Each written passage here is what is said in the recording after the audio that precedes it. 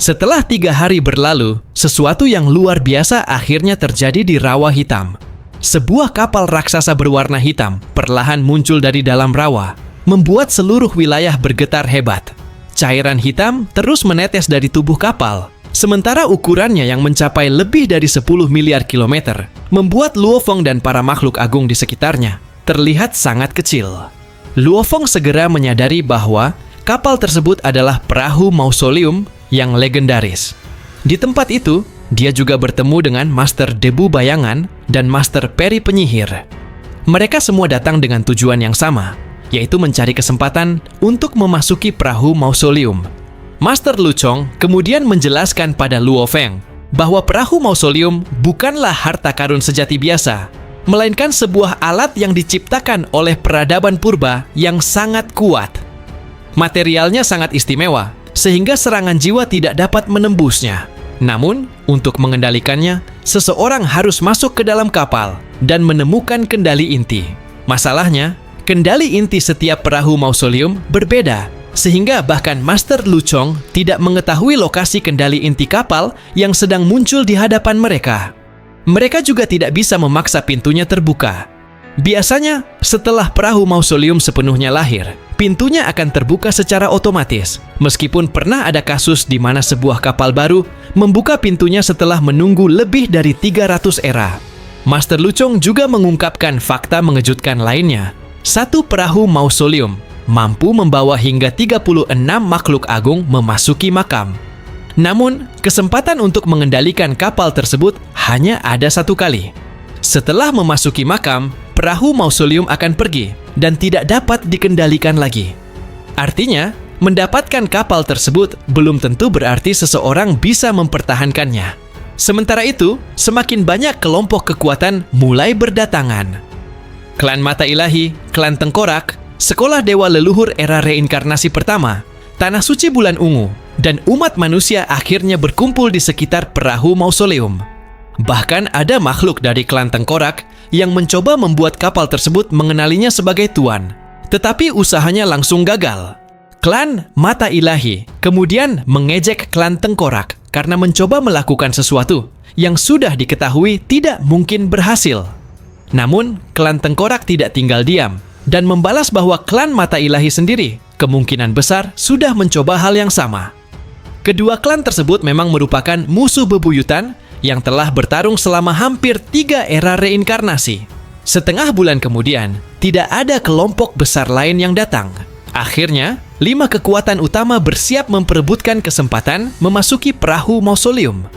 Jumlah makhluk agung yang dibawa setiap kelompok masih menjadi misteri, sehingga tidak ada yang berani meremehkan pihak lain.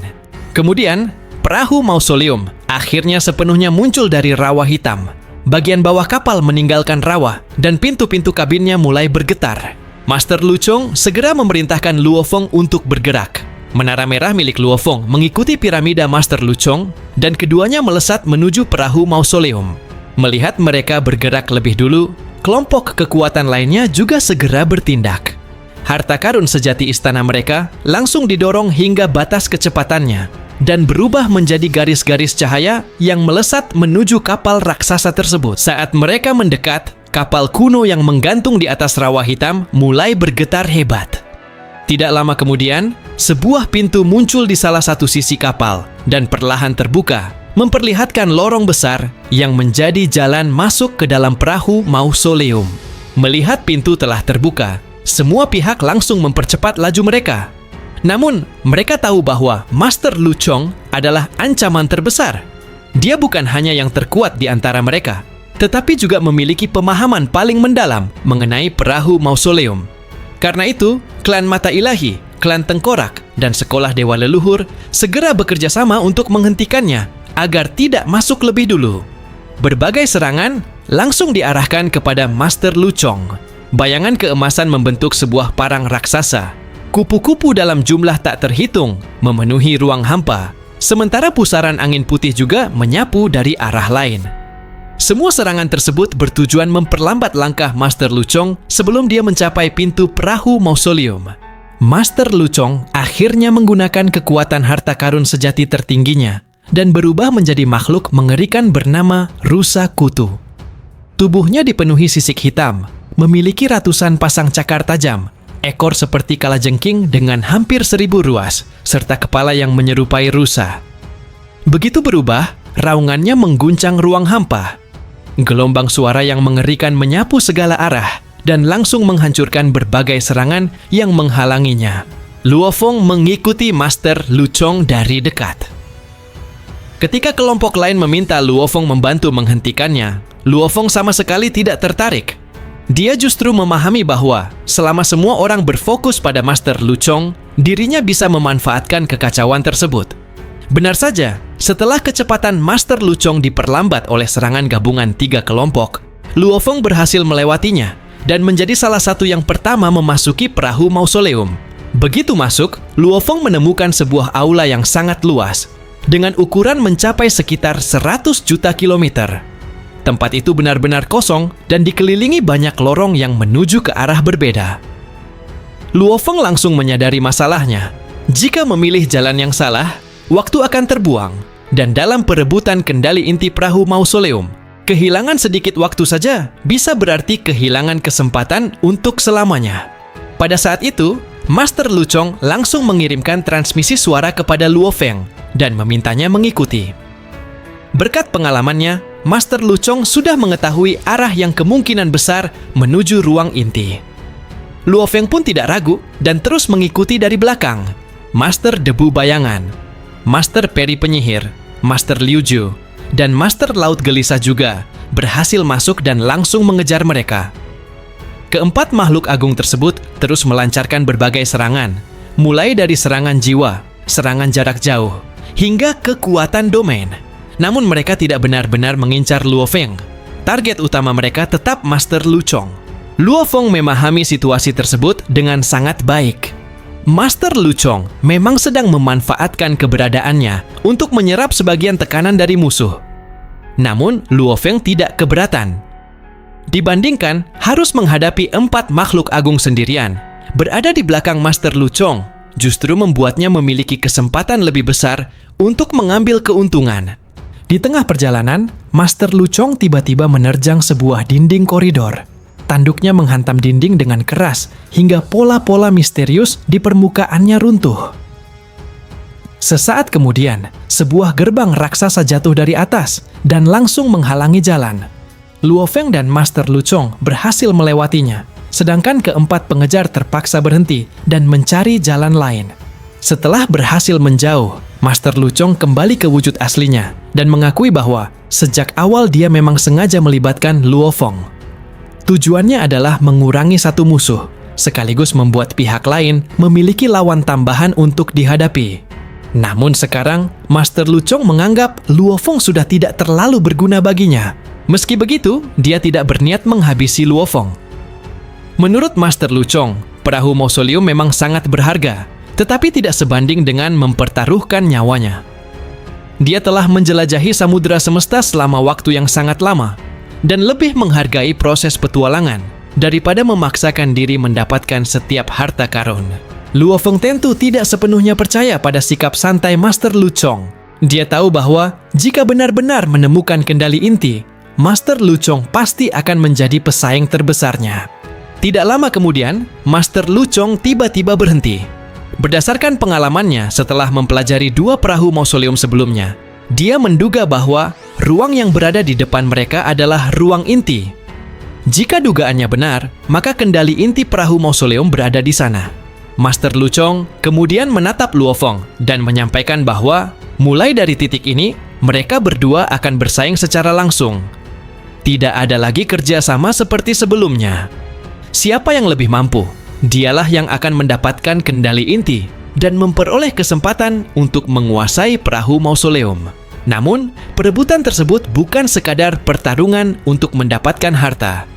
Jika gagal, konsekuensinya adalah kehilangan kesempatan mendapatkan seluruh warisan perahu mausoleum, bahkan mempertaruhkan nyawa mereka sendiri. Di balik pintu ternyata terdapat sebuah ruang kendali yang sangat luas dan megah.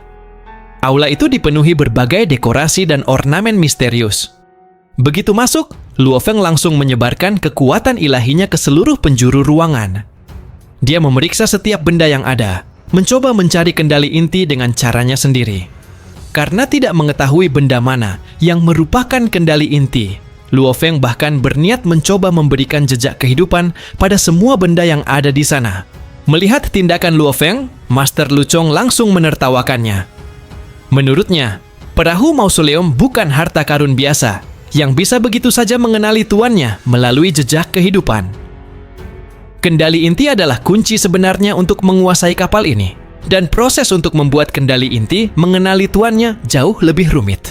Master Lu Chong kemudian mengungkapkan bahwa salah satu alasan dia sebelumnya membawa Luo Feng adalah karena dia membutuhkan seseorang yang bisa membantu menghadapi situasi yang tidak terduga. Selain itu, makhluk-makhluk dari era reinkarnasi pertama telah mengumpulkan informasi yang jauh lebih banyak selama bertahun-tahun. Mungkin di antara mereka ada yang mengetahui cara membuat kendali inti mengenali tuannya. Master Lu Chong dan Luo Feng kemudian mulai mencari dengan serius. Luo Feng sendiri tidak hanya mencari benda misterius, tetapi juga diam-diam memperhatikan ekspresi dan reaksi Master Lu Chong.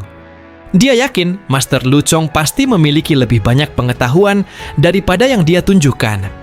Namun, setelah seluruh aula diperiksa, sesuatu yang tidak terduga terjadi. Tidak ada kendali inti sama sekali. Master Lu Chong yang sebelumnya terlihat santai langsung berubah ekspresi. Dia bahkan kembali memeriksa seluruh ruangan dengan lebih teliti, tetapi hasilnya tetap sama.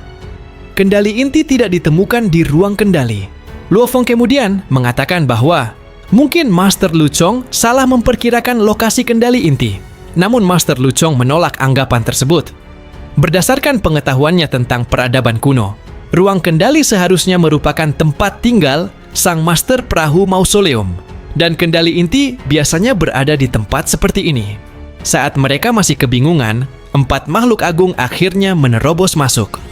Master Debu Bayangan, Master Peri Penyihir, Master Liu Ju, dan Master Laut Gelisah segera menyadari bahwa Master Lu Chong belum mendapatkan kendali inti.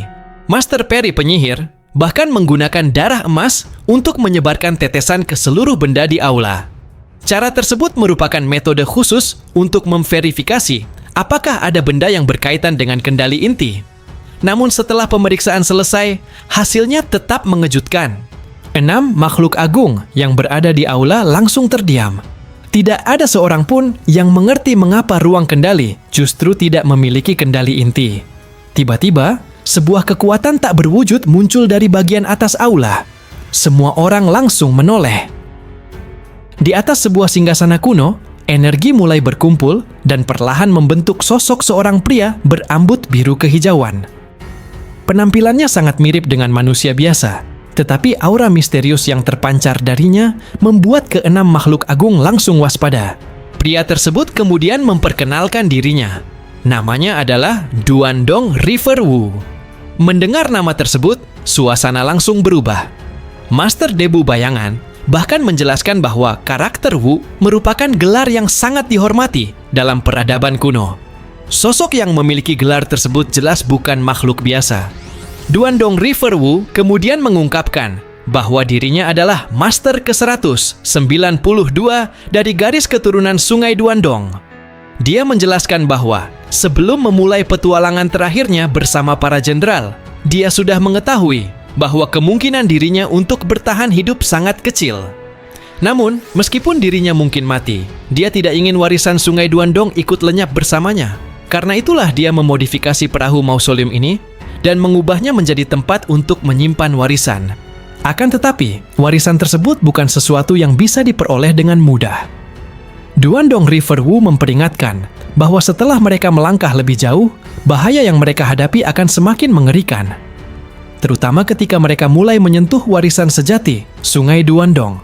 Hanya satu orang yang dapat menjadi pewaris sejati. Jika tidak ada seorang pun yang mampu menerima warisan tersebut, maka seluruh makhluk yang mencoba merebutnya akan dimusnahkan. Bahkan lebih mengerikan lagi, semakin banyak seseorang menyentuh warisan tersebut, semakin sulit baginya untuk mundur dengan selamat.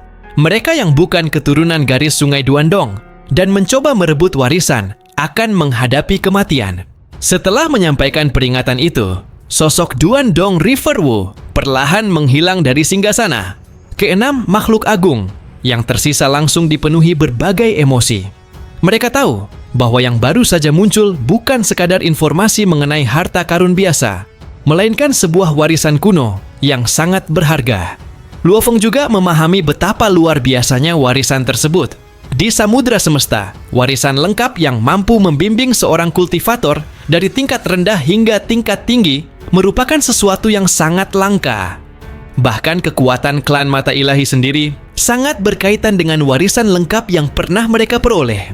Namun kali ini, yang mereka hadapi adalah warisan dari garis keturunan Sungai Duandong, sebuah peradaban kuno yang kemungkinan jauh melampaui pemahaman mereka saat ini.